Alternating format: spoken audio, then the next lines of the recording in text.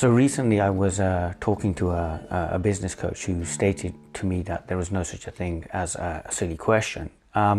It was really eye-opening to hear, because I'd heard this question, I'd heard this statement so many times before, but based in the context that we were speaking of, it really allowed me to open up and share some of my fears and misgivings and insecurities around the whole arena of business and growing a business and what have you. It also really made me think about spirituality and the spiritual arena and the common misconceptions that we find on the spiritual path.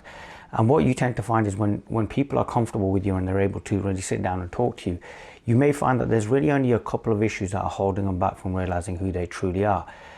And what's happened is they've read all of these books, they've gone to all these meetings, they've observed the teachers and they've observed the other seekers as well. And they've formed these ideas, and 9 times out of 10, a lot of those ideas are completely erroneous, and they're just moving them further and further away from who they truly are.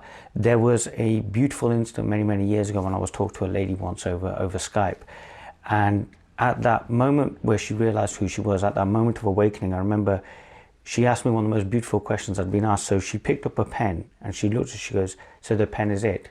And I was like, "Yes." And it sometimes can be that simple. However, because of our misconceptions of what spirituality is and what it means to be on the path, that we have to act a certain way or be a certain way, or that we have to tailor our thinking to the pointer, because we've been to a talk and we've heard the speaker talk about the nature of consciousness. So we then start living at loggerheads with our life because we can't really reconcile the human aspect of our existence with this whole idea of consciousness. And what that can happen is it just creates this stuck state, really. And it's whether we're able to really just open up and ask those questions and allow ourselves to be comfortable in being uncomfortable and asking those questions that we may feel are silly or we may feel are stupid in comparison to everybody else. But ultimately are the very questions that are going to set us free. As I've said many times, I remember when I was journeying myself, and there were people in the room, and they just seemed to have everything together. I was the guy sitting in the corner, confused, having no idea what I was doing there, terrified of being there and looking for the exit. And yet these people were, they knew all the stories, they knew all the pointers, they knew how to discuss this, they knew how to talk about this.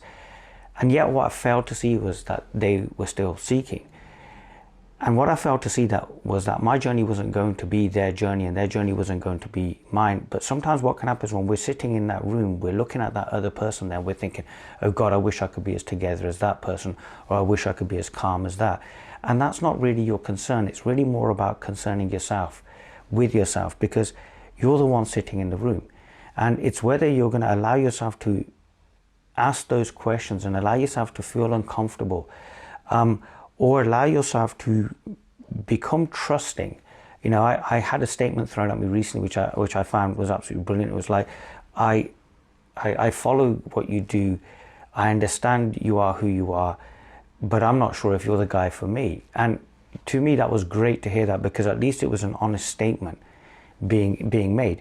And it's amazing when we're allowed to just speak openly about what it is that ails us, that we can clear up a lot of misconceptions. And we find that that's happening in every aspect of our lives, that sometimes we really just want to say one thing but something else comes out because we feel we've got to act a certain way, be a certain way. And what happens is every single day there's this complete misunderstanding and miscommunication going on, because we are not really living from this place of authenticity. We're trying to live from the image of, say, a seeker or a parent or another half or a businessman, or I don't know, a holy man, or what have you. And because we're playing these roles, sometimes we can get stuck in these roles. And because we can be stuck in these roles, we don't really really open up and say what we really want to say. And it's whether we can accept that there is no such a thing as a silly question.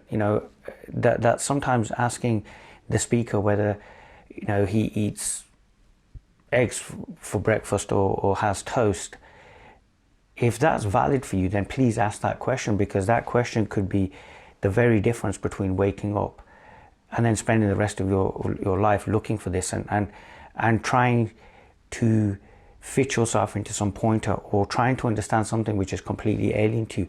Your journey may not be like that other person's journey, and we should realize that and be okay with that, because for some of us to sit in a room discussing the Bhagavad Gita or the Quran may be the thing we need to wake up, and for others it may be as simple as walking down the street or asking that question. So you do what I do. Yeah, I do. I'm pretty normal.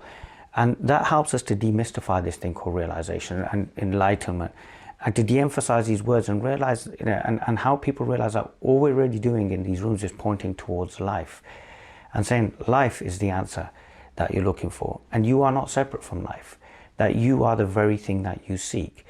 But sometimes what can happen is when we hear statements like you are the very thing you can seek, we tend to almost imbue them, as I've said, with supernatural quality, and what we're trying to say is lost.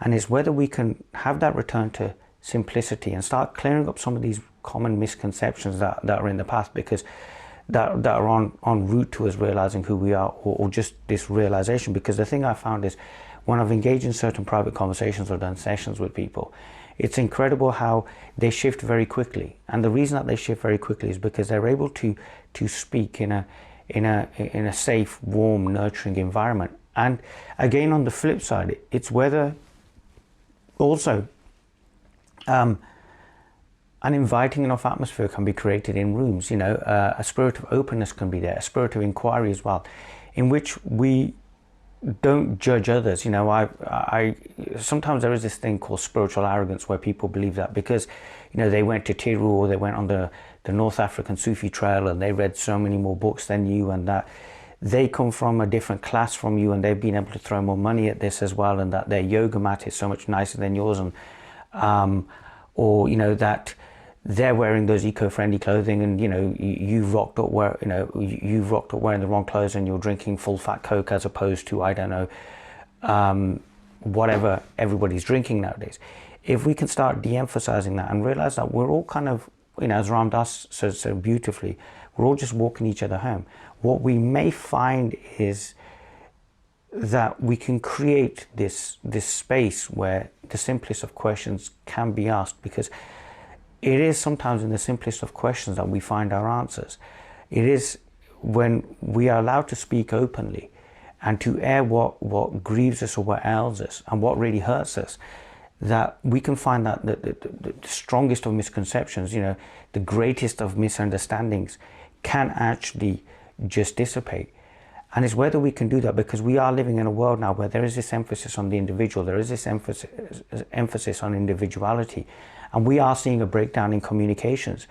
And although we live in a hyper-connected world, and now we have so many different ways of communicating, there is less and less communication, and we're seeing this increasing polarization as well that's occurring in our world, where people are now just falling into their camps. And the simple solution to this is whether we can just sit there and talk. And it may feel uncomfortable at first, because we're so used to sending text messages now. We're so used to sending emails. We're so used to wanting to have a record of every single conversation. We're so used to wanting to show that we're living such a picture-perfect life. If we can allow ourselves to sit in our vulnerability and to really say that what ails you is what ails me as well. And although I may be putting on this mask and I may feel that I know what I'm doing and what have you, I'm just as scared and as frightened as you. We may find that spirit of openness allows us to see that the other is ourselves. And consequently, it allows us to feel comfortable and ask those questions that really matter. Because it may be that the question you really want to ask the speaker is, what do you have for breakfast?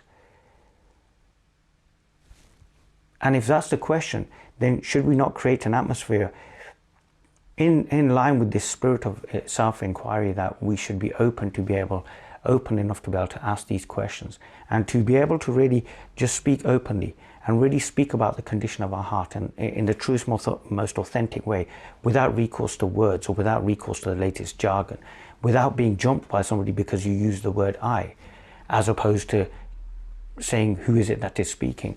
And it's whether we can just let go of these barriers that we've put in place and speak openly, because what we may find is when we are in that space of inquiry and in that space of openness, we may find that there is really no separation. And in realizing that there is no separation, the idea of seeking dies. And then we are simply here. And that is it.